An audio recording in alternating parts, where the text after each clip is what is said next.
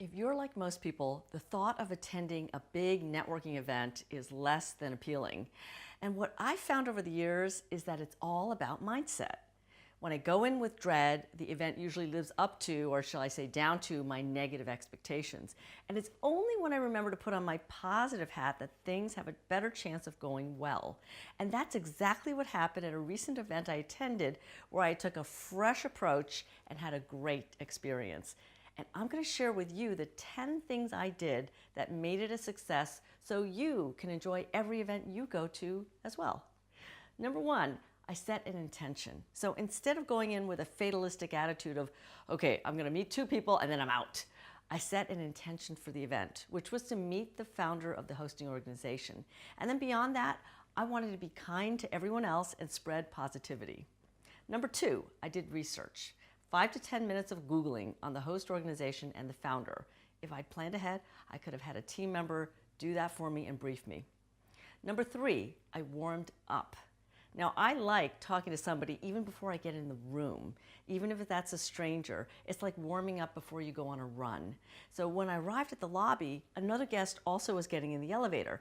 Then when I realized it was just 2 floors up, I said, I should have walked. I could have gotten in more steps, and gestured to my Fitbit.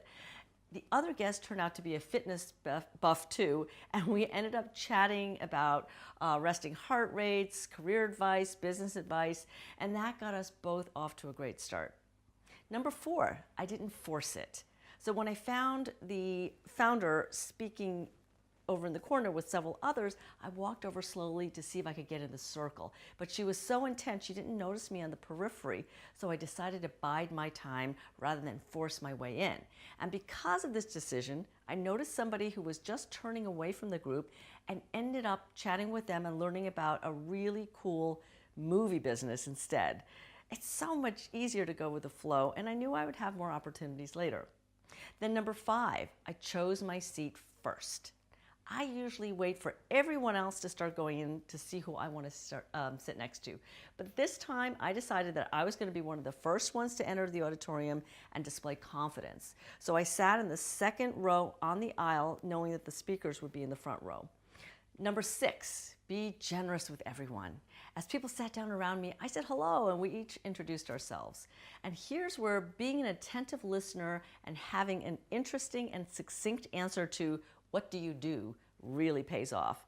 So we ended up having a great conversation, and as luck would have it, one of the people sitting near me turned out to be the founder's husband, which would be a real plus later.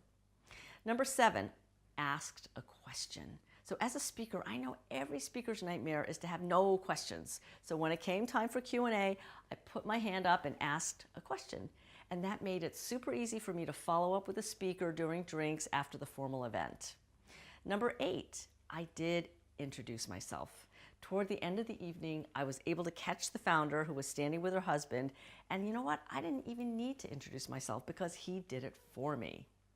Then number nine, I followed up within 24 hours. This one I usually blow completely because I think I'm just too busy during those golden 24 hours, so I put it off. Then weeks go by and it feels like it's just way too late. So this time I started a new habit by connecting on LinkedIn or emailing people that very evening. Then number 10, positive reinforcement. So with that success under my belt, I wanted to make sure that I made it easier for me to do it again next time. And what I've learned from my daughter is you gotta compliment yourself when you do something positive. So I gave myself an I am awesome to celebrate the win. So when you're heading out to your next networking event, remember, set an intention and let the rest of the steps flow from there. Now, I'd love to know what you do to make networking easy and productive. Leave a comment and let me know. And if you're watching this from anywhere other than my blog, head on over to maebusch.com/blog, and I look forward to welcoming you there.